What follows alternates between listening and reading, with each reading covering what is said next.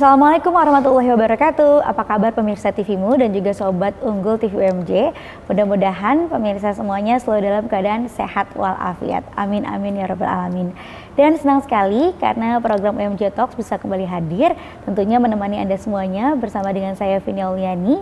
Dan seperti biasa, kali ini kita berada di lantai 5 Gedung Rektorat dari UMJ Jakarta.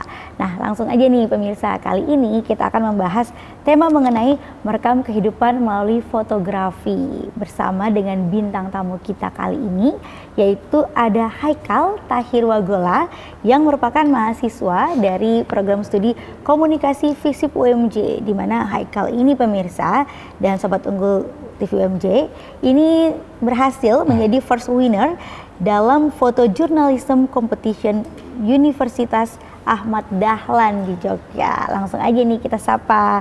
Assalamualaikum Haikal. Waalaikumsalam Kak. Apa kabar? Alhamdulillah baik. Alhamdulillah baik ya. Alhamdulillah. Oke, Haikal nih sebelumnya selamat ya karena udah berhasil menjadi first winner nih, juara pertama nih ya dalam lomba foto journalism competition ya di Universitas Ahmad Dahlan. Ya. Nah, kamu cerita juga dong awal mulanya nih kamu bisa mengikuti ajang kompetisi itu dan apa aja sih yang kamu lakukan gitu kan untuk akhirnya bisa meraih juara gitu? Awalnya itu sebenarnya lombanya itu saya sebenarnya tiba-tiba banget. Tiba-tibanya awalnya banget itu jadi itu berpapasan pas waktu UAS. Waktu UAS itu jadi di mata kuliah filsafat dan ilmu komunikasi, Bu Nani beliau suruh kita untuk ngikutin lomba. Jadi UAS kita itu diganti dengan kita ngikutin lomba. Nah, lombanya tadi tuh Likom. Lombanya tadi yang di UAD tadi, tapi via online. Jadi UASnya harus lomba ya, ikut lomba ya. Jadi lomba itu ada 3 kategori. Ada esai, kemudian ada poster, kemudian ada fotojurnalis. Nah, dari situ saya lihat fotojurnalis nih sesuai passion kan. Nah, makanya udah saya ikut. Memang suka ya? Memang suka foto juga awal itu. Terus dari tema yang diambil itu dari tema budaya, tentang budaya. Nah, jadi waktu itu saya pergi cari hunting foto gitu kan. Ketemulah foto. Waktu itu ada demo budaya, dari orang Maluku. Mereka lagi demo di depan Kementerian Sosial. Nah, dari situ saya lihat ada momen nih. Nah, dari situ saya motret di situ beberapa foto. Kemudian dari situ saya upload. Kemudian tiba-tiba dapat kabar aja juara 1 gitu. Juara Gak nyangka, 1? iya. Wow. Tadinya niatnya sebenarnya tuh lebih tugas. untuk tugas, untuk supaya bisa dapat nilai bagus gitu, untuk bisa dapat nilai A lah gitu ya. Tahu-taunya dapat juara juga, dapat nilai A juga ternyata dari Bu Nani. Oke, jadi kamu tuh foto orang lagi demo ya? Iya. Demo. Apa sih yang spesial mungkin dari foto kamu itu? Menurut saya sih yang spesial dari situ momennya sih yang paling spesial. Momennya ya? Iya, karena momen tersebut kan nggak bisa diulang kedua kalinya gitu. Jadi di waktu itu saja gitu. Nah, dari situ makanya saya banyakin aja tuh motretnya, saya banyakin fotonya supaya saya bisa dapat momen yang paling bagus, yang paling menarik gitu ya dilihat orang-orang. Dari situ foto saya itu yang paling saya suka itu waktu kepala sukunya itu di tengah-tengah megang tombak. Oh. Jadi itu suku Ambon. Suku Ambon ya. Megang tombak di situ, menurut saya paling menarik dari situ. Nah, dari situlah saya yang upload. Jadi saya jadiin foto itu buat perlombaan tadi. Alhamdulillah dapat juara 1. Alhamdulillah ya. Iya. Baik, nah berarti kan kamu bisa berhasil itu kan juga bukan berarti tanpa satu trik ataupun strategi ya. Berarti kan ada esensinya nih untuk bisa menghasilkan foto yang bagus gitu kan. Apalagi bisa seperti tema kita kali ini yaitu merekam kehidupan melalui fotografi gitu kan. Memang esensi atau poin-poin penting apa aja sih yang harus diperhatikan untuk kita bisa menangkap momen dalam fotografi itu menjadi sebuah foto yang bagus gitu?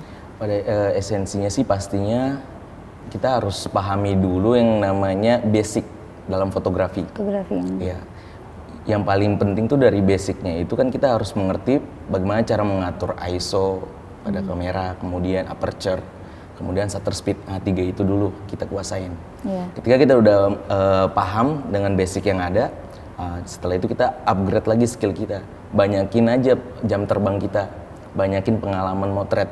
Nah, dari situ kita bakalan peka terhadap momen-momen yang ada di sekitar kita. Nah, dari situ karena memang saya dari SMA memang udah demen suka gitu sama main kamera. Jadi udah terbiasa juga street fotografi gitu. Nah, jadi udah peka gitu terhadap momen-momen yang ada gitu. Nah, dari situ pas banget waktu itu kan saya juga niatnya tadi ngetret juga kan. Tiba-tiba dapat tuh momennya yang pas. Nah, peka kita jadi kan kalau udah peka kan langsung lihat momen, langsung kita jepret aja. Terus juga angle-angle pengambilannya juga. Dari sudut mana nih ya? Dari sudut mana yang paling bagus. Saya udah tahu. Sebenarnya kalau misalkan bicara tentang fotografi dan lain itu semua itu kan namanya seni ya. Terus juga namanya selera juga. Mereka punya selera masing-masing, kita punya selera masing-masing. Baiknya diambil dari angle mana dan mana. Kemudian diproses juga dari editingnya. Itu kan di editing juga, editing untuk dipoles warnanya agar lebih cerah atau lebih bagus gitu. Semua itu punya selera masing-masing sih menurut saya. Kayak pencahayaannya juga ya, pencahayaannya gitu. Tapi memang kameranya itu harus menunjang ya. Apa sih yang bagus gitu? Untuk kamera, menurut saya kamera itu hanya alat. Alat. Hanya alat. Jadi yang mengaplikasinya itu dari kita sendiri. Jadi bagaimana diri kita sendiri. Percuma kalau misalkan kita nggak tahu namanya, kita nggak tahu basic dari fotografi, kita nggak tahu angle-angle dan lain-lain gitu. Kita nggak punya basicnya gitu. Tapi ketika kita dikasih kamera yang paling bagus, belum tentu hasilnya bakal bagus juga. Nah, jadi kembali kepada diri sendiri gitu.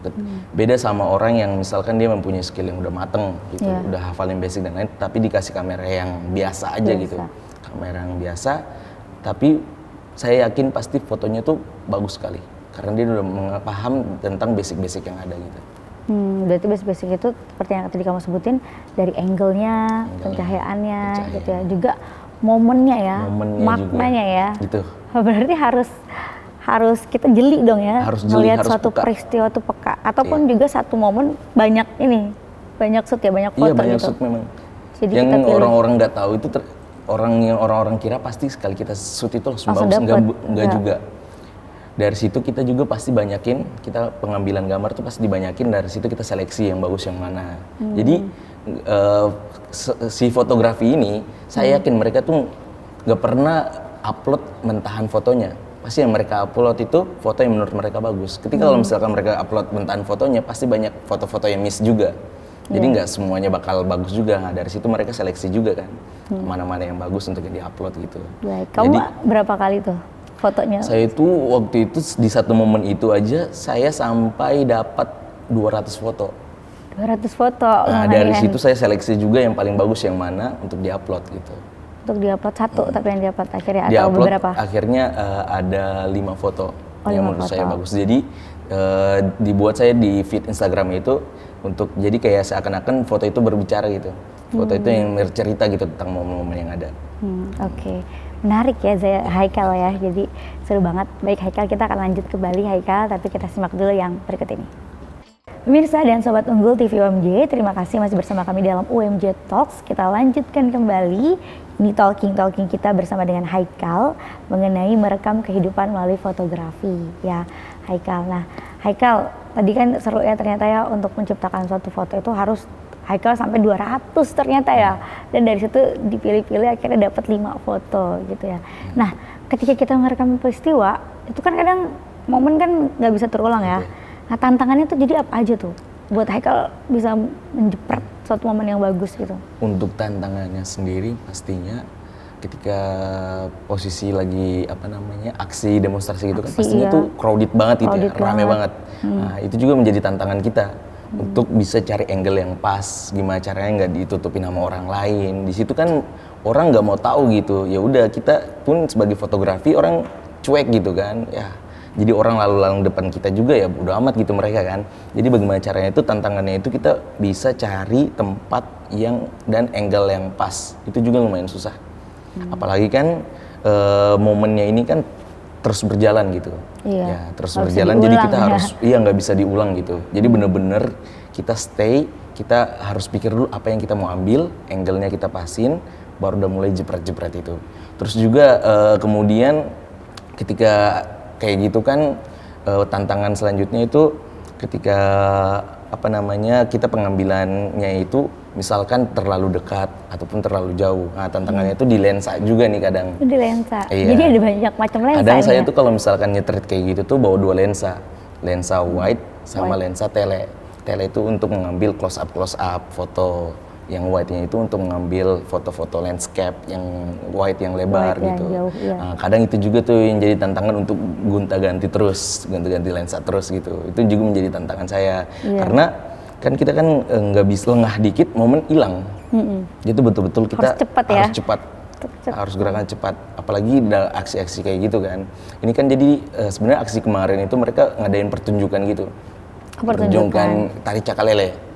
Nah, itu kan selalu berjalan itu. Bagus kan. tuh, ya. Jadi betul-betul saya harus benar-benar jeli lihat-lihat apa namanya momen-momen yang lewat. Nah, jadi itu harus cepat-cepat. Pokoknya gerakan harus cepat untuk dapat momennya itu. Kalau enggak lengah dikit, momennya hilang. Itu juga jadi tantangan juga. Tantangan ya, apalagi kalau crowded kayak gitu. Iya, crowded banget. Kalau video kan soalnya kita bisa ulang kan, atau yang penting kita rekam dulu deh semuanya. Kalau Iya. foto kan harus tek Betul-betul harus cepat gitu. kita. Harus gesit lihat, harus jeli lihat momen yang ada. Oke. Nah, Haikal kan juga suka ikuti berbagai macam kompetisi ya. Sebelum ini ada kompetisi apa aja yang pernah diikuti sama Haikal? Sebelum ini ketika pas kuliah ini baru 2 itu tadi sih. Baru apa namanya yang Likom yang di Ahmad Dahlan Jogja sama yang kemarin yang di UMJ. Nah, yang 17-an gitu, lomba 17-an. Itu baru 2 itu. Itu juara berapa? Juara 1 juga. Juara 1 juga? Iya. Nah, kamu itu foto apa tuh? Itu foto nenek-nenek yang sedang menjahit bendera merah putih. Nemu aja ya, nemunya Iya, di mana jadi, nenek-neneknya? Sebenarnya itu iseng juga. Iseng juga. Jadi sebenarnya kan kemarin kan waktu liburan kemarin kan apa namanya, alhamdulillah dapat job-job gitu kan. Nah, ini pas banget nih momennya tuh lagi kosong job, nggak ada kerjaan nih. Yeah. Lihat perlombaan, UMJ adalah ngadain lomba gitu kan. Terus temanya kemerdekaan. Ya udah daripada kosong nggak ngapa-ngapain, iseng nih ya udah ikut aja. Bingung cari mau ambil apa, lihat-lihat foto-foto orang dulu kan buat referensi. Nggak ada yang pas nih, tiba-tiba kepikiran aja itu kayaknya bagus nih kalau misalkan foto lagi ngejahit bendera merah putih. Nah, terus dari situ talentnya ini kan bingung mau cari siapa gitu kan. Tiba-tiba kepikiran nenek-nenek lebih asik kali ya. Nah, terus pakai baju kebaya gitu Unik kan. gitu ya. Unik aja gitu kan. Nah, nostalgia aja gitu kan. Habis itu telepon teman-teman kelas, tanyain siapa yang punya nenek gitu. Alhamdulillah dapat. Dapat 1 orang, teman saya orang Depok. Jadi saya benar-benar dari Ciputat sini langsung ke Depok. Langsung ke Depok, langsung minta teman saya tadi bilang ke neneknya pakai baju kebaya. Terus nenek juga, masih punya ya baju kebaya ya? Masih punya baju kebaya. Warnanya apa, merah putih juga? Enggak, warnanya tuh warna ungu. Jadi matching juga sama tempat jahitnya. Terus juga pas banget itu momennya si nenek ini punya mesin jahit juga yang antik banget. Wah, pas banget tuh ya, vintage-nya dapat jadinya ya. Iya, jadi dapat vintage-nya gitu. Ya udah dari situ kita foto dalam rumahnya itu benar-benar cuma ngandilin kamera doang udah itu. Untuk pencahayaannya itu kita pakai lampu HP, pakai lampu rumah aja kayak gini. Betul-betul untuk pencahayaannya itu diutak-atik sendiri pakai HP itu. Alhamdulillah motret dari situ, cari-cari angle yang pas, yang cocok nih kira-kira untuk diceritain gitu. Nah, dari situ dapatlah 3 foto. Dari situ juga tuh habis itu sampai 100 fotoan itu. Tapi yang dipakai cuma 3 foto doang. Karena memang diseleksi juga kan sama saya, kira-kira yang cocok yang mana nih. Nah, baru alhamdulillah dapat yang bagus, diupload. Nah, tiba-tiba masuk kualifikasi tadi tuh yang untuk juara favorit. Lagi jahit tapi posenya memang lagi jahit. Posenya lagi ngejahit, jahit pakai mesin jahit. Nah, dari situ tiba-tiba pas pengumuman dapat juara 1 juga ternyata. Dapat, wow. Iseng-iseng juga ternyata. Iseng berhadiah ya. Itu dia. Iseng-iseng berprestasi gitu. Nah, kamu memang awalnya bisa tertarik dengan dunia fotografi ini nih gimana sih? Dari kelas berapa gitu misalnya? Awalnya itu dari kelas 12. Kelas 12 berarti 1 SMA? Kelas 3 SMA. 3 SMA ya? Iya, dari situ bingung kan awalnya itu kan masih lihat orang-orang foto-foto kalau pegang kamera itu kan kayak kelihatan keren aja gitu kan. Iya betul orang sih. yang pegang kamera gitu kan. Iya. Nah, Apalagi kameranya bagus ya, canggih, yang canggih. Dari situ kayak wah pengen nih bisa main kamera kan. Seperti awalnya juga belajar sama pakai kamera jadul gitu. Belajar namanya segitiga exposure dan lain basicnya lah ya. Alhamdulillah dari situ jadi hobi lah ujung-ujungnya, suka motret jadi hobi sampai lulus. Setelah lulus juga abis itu kerja freelance dulu. Jadi saya GPR dulu 1 tahun. GPR 1 tahun kerja foto komersil tadi tuh di weddingan, event, terus juga graduation gitu-gitu kan. Sampai sekarang ini alhamdulillah. Awalnya tadi itu hobi. Dari hobi tapi jadi bisa menghasilkan. Betul, hobi yang menghasilkan. Keren banget ya. Nah itu tadi apa dari yang kamu tadi menang juga, itu memang apa sih faktor yang menentukan gitu kan? Yang menentukan bisa sampai dapat juara. Bisa dapat juara ya dari lomba-lomba yang kami ikuti. Tapi simpen dulu jawabannya ya. Karena kita simak dulu nih yang mau lewat berikut ini. Pemirsa dan Sobat Unggul TV UMJ, balik lagi di UMJ Talks. Dalam episode kita kali ini merekam kehidupan melalui fotografi bersama dengan Haikal nih yang sudah meraih juara pertama dalam journalism competition ya.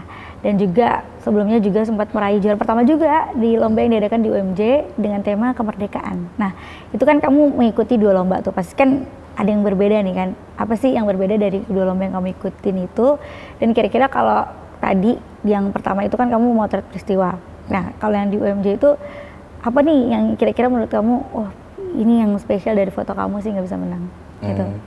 Kalau yang waktu di Likom itu kan saya foto peristiwa yang ada kan, jadi benar-benar jurnalis gitu kan kita. Nah, jadi benar-benar momen yang susah dari itu kan benar-benar kita ngejar momen. Nah, karena itu momen itu nggak bisa diulangin lagi.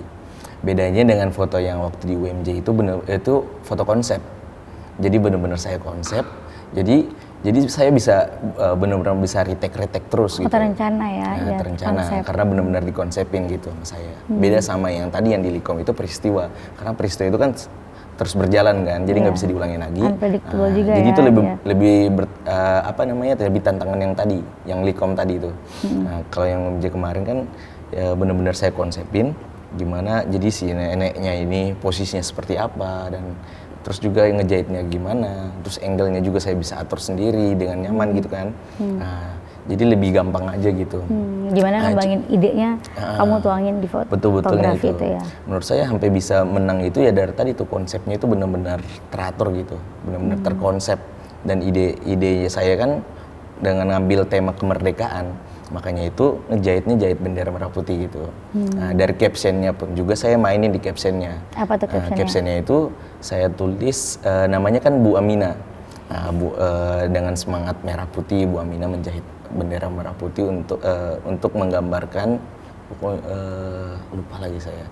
Pokoknya intinya itu semangat perjuangan, semangat kemerdekaan gitu. Baik, jadi karena jenis fotonya konsep, jadi salah satu yang menjadi poin menang nih nilai unggul itu karena terkonsep dengan rapi ya, kesesuaian, keserasian juga ya, semua elemen-elemen foto itu.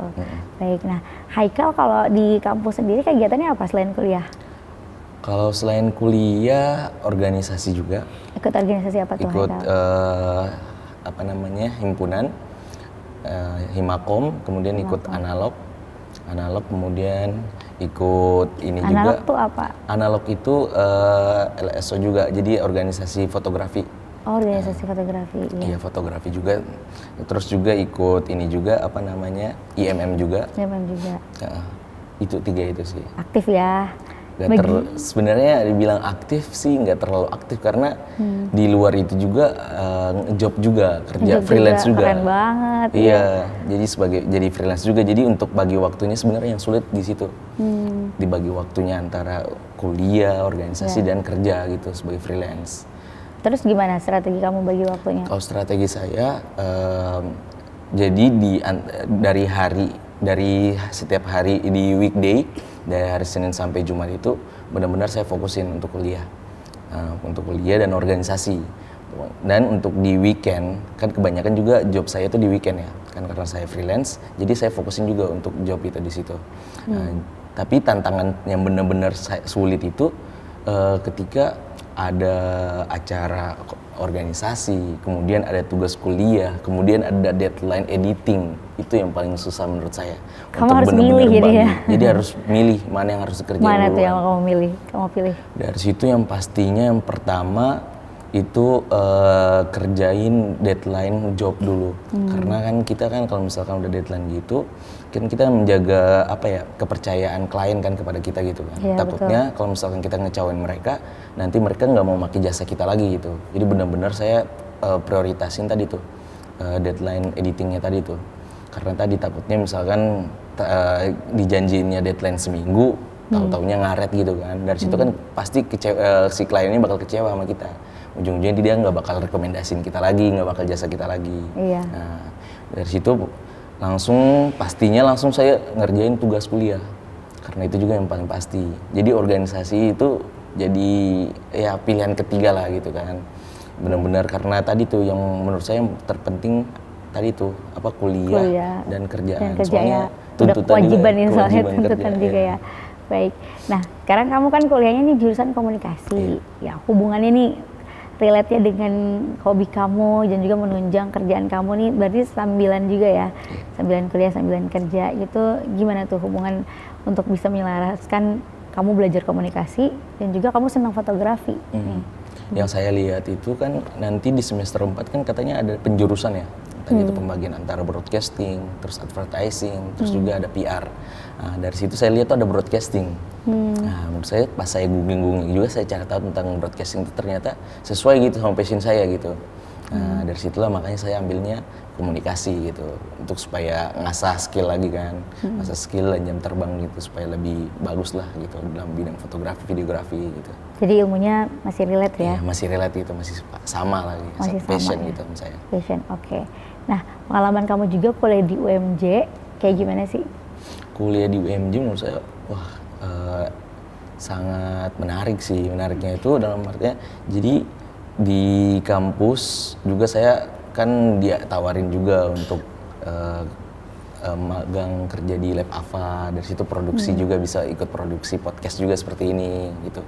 Jadi menurut saya enaknya kuliah di UMJ gitu, tadi itu kita bisa sambil di kelas kita belajar tentang teori, di luar kelas kita langsung bisa praktekin gitu teori-teori itu tadi itu di Lab Ava gitu. Nah, kita bisa langsung praktekin apa yang kita dapat di kelas. Jadi kita nggak bakal kurang ilmu.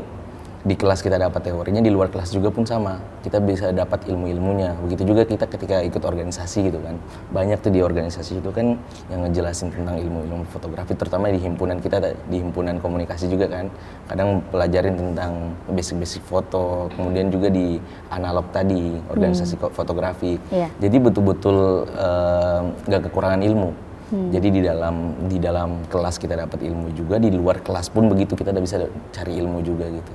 Iya, kalau role model kamu siapa sih untuk kamu tuh bisa semangat menjalankan aktivitas gitu secara umum ataupun juga mungkin di fotografi mungkin ada role model kamu juga? Role model pertama yang kamu punya untuk bisa sampai kerja untuk kuliah sampai kerja orang itu sibuk banget kan? Iya, itu role model saya pertama bang saya. Abang. Ya, bang saya itu kan juga sama, dia alhamdulillah sekarang udah jadi pengacara kan. Jadi karena dia anak keempat, saya anak kelima. Jadi saya anak paling bungsu. Karena saya juga nggak mau kalah saing sama dia. Dia udah bisa berproses sampai bisa jadi pengacara. Saya juga nggak mau kalah saing gitu.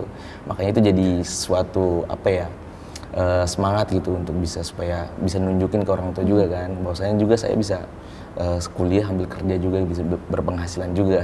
Ya sama kayak bisa dia mandiri gitu. juga ya. Bisa mandiri juga. Itu role model saya pertama. Panutan saya. Kemudian yang kalau dalam fotografi itu yang pastinya ada bos saya. Oh, ada bosnya. Iya, bos saya itu yang buat saya tuh kayak benar-benar pengen terjun, pengen fokus di fotografi, pengen cari kerjaan, pengen cari penghasilan di fotografi karena saya lihat bos saya itu hebat. Jadi kerjanya nyantai, cuma di weekend, di weekday-nya cuma palingan ngedit, terus juga bisa bisa beli barang-barang yang dia mau dari hasil penghasilan itu. Dari situ saya juga kepikiran, pengen banget nih kayak bos gitu, bisa beli barang-barang sendiri, bisa beli upgrade alat-alat sendiri, terus juga kerjaan juga fleksibel kan. Enaknya fotografi. Jadi termotivasi dari dua sosok itu ya. Baik. Nah, Haikal, boleh dong Haikal sharing, kasih semangat nih, motivasi buat teman-teman yang nonton, pemirsa TVmu dan juga Sobat Unggul TV UMJ gitu, ataupun juga tips-tipsnya, berbagi tips-tips buat teman-teman yang tertarik di dunia fotografi biar bisa meraih prestasi. Silakan. Yang pastinya pertama untuk kalian yang mau fokus dan bisa pelajarin dan bisa menguasai kamera, terus juga bisa fotografi, videografi, yang pertama pasti kalian harus pahami dulu. Kalian harus menguasai dulu basic-basic yang ada, basic-basic dalam fotografi. Nah, kemudian yang pastinya jam terbang. Jam terbang kalian tuh kalian harus sering-sering gitu. Misalkan sering-sering motret dan lain-lain. Nah, dari situ kan terbentuklah kepekaan kalian terhadap momen-momen dan lain-lain. Jadi yang pastinya itu kalian harus terus banyakin jam terbang seperti itu. Baik, oke. Kalimat motivasi buat teman-teman untuk berprestasi, untuk semangat belajar. Oke, jadi kalian harus bisa yang pastinya untuk berprestasi itu kan banyak gitu kan. Jadi nggak hanya di fotografi gitu, banyak. Jadi kalian ikut sesuai passion kalian. Gimana caranya kalian bisa berprestasi dari passion kalian itu sendiri. Pokoknya yang semangat cari prestasi terus. Pokoknya jangan capek untuk menuntut ilmu, jangan capek untuk berprestasi dan lain-lain. Pokoknya terus semangat berjuang. Semangat ya. Oke, baik, keren sekali Haikal Tahir Wagola merekam kehidupan melalui fotografi. Terima kasih Haikal, sukses selalu ya. Amin. Dan terima kasih juga pemirsa TVmu, juga Sobat Unggul TV UMJ sudah menyaksikan acara UMJ Talks. Dan kini waktunya kita untuk pamit. Saya Vini Auliani bersama juga dengan Haikal serta seluruh kerabat kerja yang bertugas. Kami mohon pamit undur diri. Sampai jumpa di lain kesempatan. Wassalamualaikum warahmatullahi wabarakatuh.